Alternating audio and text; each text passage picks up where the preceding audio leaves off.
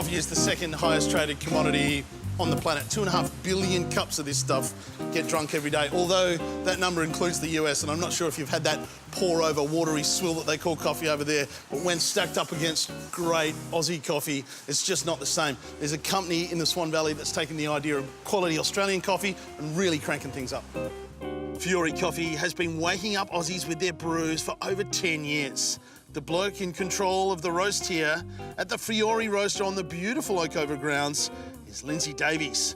What he doesn't know about sourcing green beans, turning them into your morning cup of wake-up ain't worth knowing. Have you got the best job in the world? Do you just get to travel to all places weird and wonderful, chasing the bean? Definitely one of the best places to work. Something different every day, mate. So what are you looking for when you head to, say, Papua New Guinea? Quality and profile, really, man. So identifying what we want and how it's getting done. So when you're picking a bean and you're in the middle of the hinterlands, each region has got different flavour profiles, is that right? Yeah, exactly. Each country, each region, just something a little bit different, whether it's body or acidity, different types of fruit.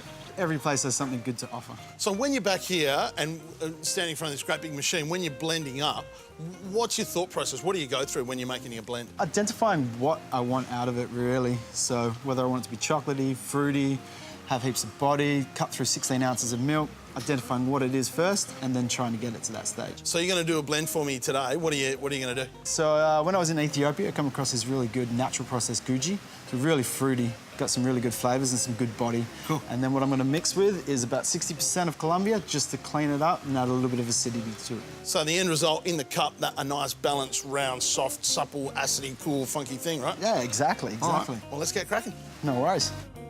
FiORi Coffee create 10 blends for around 80 cafes around the state, each with their own distinct flavour and profile, all with our morning cuppa in mind.